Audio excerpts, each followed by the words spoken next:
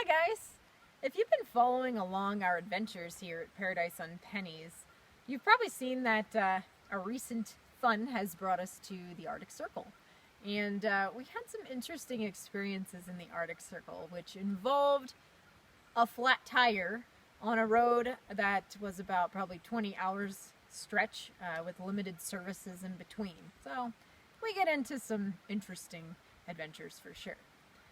But while we're up in the Arctic and it's raining and it's muddy and we're changing a tire on this little stretch of lonesome road, I got to thinking about some of these experiences we've had along the way and some of the mistakes we've made and things that we've had to learn from our several years living on the road. And so I thought that would be a great thing to share with you guys. So I started jotting down some ideas after the tire thing was resolved. After a night waiting in the Arctic to get everything fixed, I jotted down some ideas on some of the mistakes we've made and some of the interesting experiences that we've had that you guys could, well, we've learned from, that you guys could hopefully take away and just completely avoid those mistakes and not even go through those experiences that we've been through. So I asked Ramsey to also contribute some ideas, and we got to brainstorming, and we've made a full list of mistakes to avoid if you're going to be living on the road in, say, a van or SUV converted vehicle. So here's Ramsey with that list of tips and things to avoid if you're living on the road.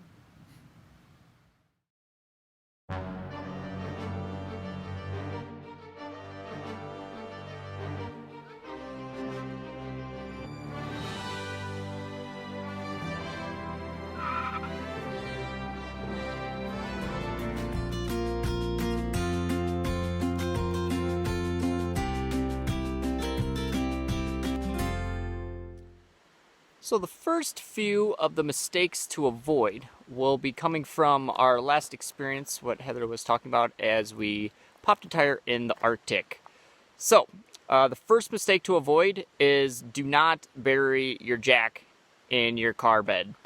If you've been following us, you know that we have had 2 different conversions now. The first one, we actually did bury our car jack, and I didn't actually think about it. And luckily, we never popped a tire the first year that we were on the road. So until we redid our second conversion, I noticed that the jack was actually underneath our frame of our bed. So there was no way for me to get the jack out if I needed to, unless I had to take the whole frame of the bed out. So tip number 1, do not bury your jack. So our second build, we actually took the whole jack compartment out and used it for storage. So now the jack is out and it's easily accessible. So make sure you make sure you know where your jack is at first off, and second, make sure it's still accessible when building your car bed. And 2, make sure you know where your spare tire is. Some vehicles that's actually in the trunk as well with your jack. So make sure that your spare tire is out and accessible again. We drive the Great Escape, and I think most SUVs have the spare tire hung underneath the back of the vehicle, so you can be able to get it out, but you do need the jack in order to get it off, because you need the wrench to wind the tire down. So we actually had to find that out the hard way too. So, and then make sure you have the owner's manual available as well. Do not bury that. So if we did not have the owner's manual, I would not have actually known how to get the tire off, because there's actually a hole in the back of the Escape that has a winch on it that rolls the tire down. So all those things, make sure you remember in case you have a flat tire. It's just don't bury it, and know where your tire is, know where your jack is, and know how to get your spare tire off. It's great information. And then also make sure that your spare tire is full of air.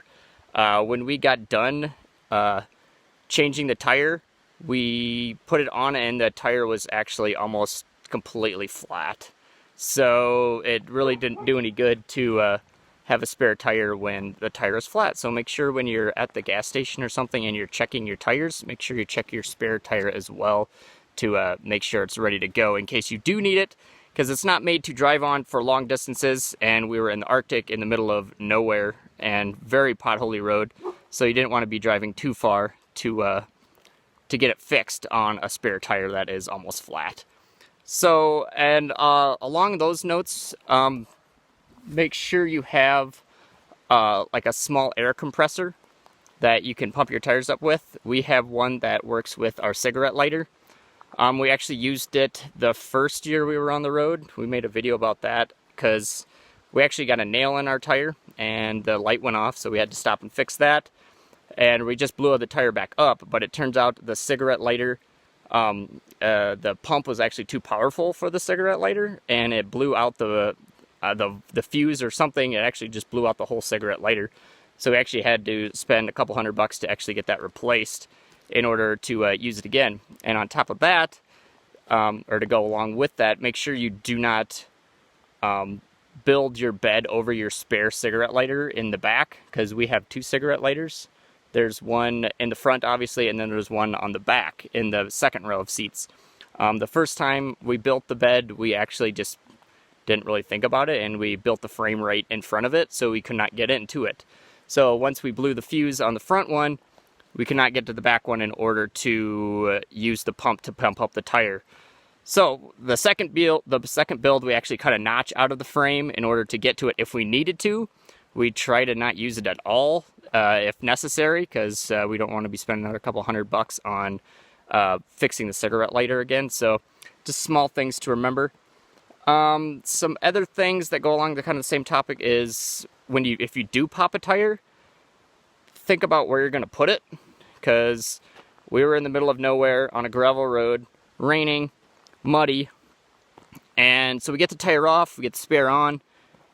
Now we're ready to go to the next little town, and we have to figure out where we're going to put this giant full-size tire in our vehicle.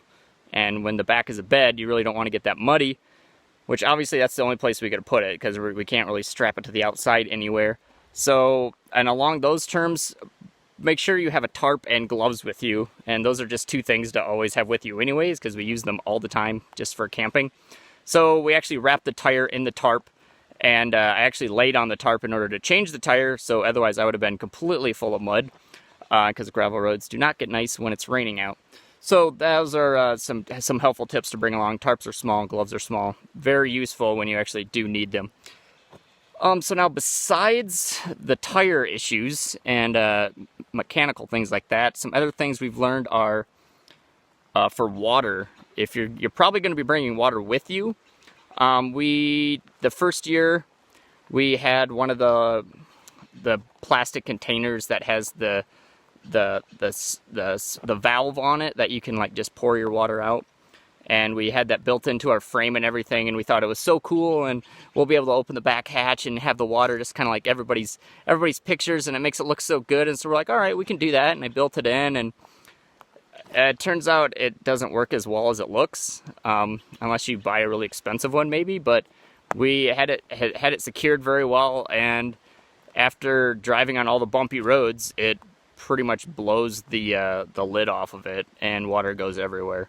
So we actually we got rid of that and actually just started carrying like the platypus bottles. That worked out pretty well. We had like 4 of those, and then like a Nalgene. So we just had those for just around camp. And then we had extra, we had 2 extra gallons that we brought with just for security in case we need to, but always bring a filter with. So you don't have to bring so much water. If you're around water, you can just filter it, and then you don't have to bring a ton with you. So then we started bringing the gallons, as I said, and the actual plastic like milk jug gallons from the stores. We thought those were going to be working good. They actually get punctured a lot with all the bumpy roads and stuff and everything that we got going on. So we actually had a few of them leak. So we actually got a thicker bottle now that actually works a little better. So try to get a thicker plastic, kind of a milk jug, to put your water in so that it won't leak as much. You know, we actually had one of the platypuses leak as well. So that we've had for a couple years though, and it finally wore out. But it's just small leaks, so it's not that big of a deal. But obviously, it's kind of a pain in the butt, and I want to avoid it. So then make sure that you are ready if water leaks somewhere, and you have like a waterproof mattress pad that goes over top of your mattress, so your mattress is not going to get wet. Because we had that happen once in our first build, and our old mattress actually got moldy from water leaking on it. So our new mattress this year, we put the waterproof mattress pad on it, and it's helped a lot, especially if you have dogs. So you'll need to make sure to keep it dry, because nothing's worse than getting a moldy mattress and then not knowing in it and then living in it for a year. So and then kind of going along those lines, make sure you have a spot for like muddy gear if you get into mud, or if the dogs get into mud. Places that you can put that so it's not in your bed or just sitting in your vehicle somewhere. So we actually have like a kitty litter container that works out pretty well, that we got at a thrift shop, I think, for like $1. But we put our shoes and clothes in it and that stuff in there. And then for the dogs, if you have dogs, you get like an old blanket and put it down over your bed so the dogs lay on that, so then they don't get your actual bed sheets nasty. Works out pretty well. We really haven't had an issue. They actually are very well at keeping themselves clean, so as long as you're not in a rush, you should be fine. They pretty much clean themselves off or find water. And then other dirty things you'll have to worry about is like the fire grate. If you have a grate for cooking on the fire, and your cast iron, the cast iron stove, or we have a Dutch oven, it will get very dirty and ashy, so you'll have to have a spot for that where it's not going to get nasty. So we have ours in our topper, and we actually kept the box for it so it stays in there, so it's not going to get everything else full of ashes and just debris from the fire. So that works out pretty well. So just make sure you have a spot for dirty things, and if the weather gets bad, where to put it at. And then on top of it with dogs, if you have dogs, make sure you know where they're going to be sleeping at. We have one that sleeps in the front seat by himself, and then the other one sleeps in the back with us. So make sure you consider where they're going to be at night, because a lot of them like to cuddle, so you probably need to make sure you have some extra space for them. Lastly, or just talk a little bit about like the frame of your bed. So when you're building the frame, just not too many crazy things. Just make sure that you have strong enough wood to hold you up, and for the plywood and things like that. So I think we used like 2x8s, I think, for the frame, and then just some plywood, like 1/2-inch plywood for the actual top of it. You can watch our custom bed build video and see what the actual sizes were. I can't really remember off the top of my head, but make sure that it's heavy enough to hold you up. And if you make any cuts, make sure you keep the folds or the cuts on the frame so you don't have to worry about it collapsing or anything like that. And before you build anything, just consider what you're going to be taking with you. Just sit everything out that you think you're going to need, and then kind of figure out where you think you're going to put it in the vehicle. Because figure out what like containers you're going to bring for food and like that, so you can maximize the space when you build it. So if your things can go too high, make sure your frame goes at least too high and not too much higher, because otherwise you just have wasted space. Make sure that your stove's going to fit in the back. Make sure your drawers are going to be deep enough. Just simple things like that will make your life a lot easier when you start actually living in it, because it'll be convenient, and you'll be able to actually fit everything in it. Because it's not going to be fun when you get done with your frame and you realize your Tupperware doesn't fit in it, or you got a lot of extra space that's not being used at all. So just kind of do some measurements before you start cutting and building or buying your wood. Just kind of set it all out and figure out what you're going to need first, and then go on top of that. So then lastly, just make sure that the stuff that is the most convenient, or you're going to use the most, is in the most convenient spot. So obviously stuff you're not going to use a lot, you can probably bury. If you're not going to use it like the jack or anything like that, we have it underneath our bed as the bottom thing. So we're not using it every day, so we don't need it in a open spot. So we can just kind of bury it, along with like our books and our rocks and things that we collect. So that's kind of buried. But then, so like one of our examples is, we used to, if you watched our cooking setup the first time, we had like our drawer pulls out and has our stove in it, and then underneath the stove, or underneath the drawer, is a table that we made, or we fitted to fit on top of our drawer, so it turned into a table. And then below that is where we have our pots and pans. And it actually got to be a pain in the butt to try to get our pans out because we didn't use the table every time. So we just started eating on the floor and the table became more of a nuisance. But then every time we wanted to use the stove, we had to take the whole drawer out in order to get to the pans on the bottom. And when we're in the city, it's kind of a pain in the butt because we really don't want to advertise that we're living out of our vehicles. So we want to get it as quick as possible. So we actually got rid of the table altogether now. And we actually cleaned out one side of the drawers and put the pans in the other drawer. So now we can just grab the pan and we grab the stove. They're both in the drawer. They're both easy to get to. And it makes life a lot easier. So obviously, as long as you, the longer you're on the road, the more you realize what you need and what you don't need. So you'll kind of switch things. We switch things like every couple months. It seems like I'm kind of an organized freak. So we keep moving things and getting rid of things that we don't need and getting more different things. But we just switch it out with something that we already have. We don't really acquire a lot of new stuff. So just hopefully these things help you out. It's just a few things to try to avoid when getting ready for life on the road. So hopefully these helped you out. And we'll see you next time. Bye, guys.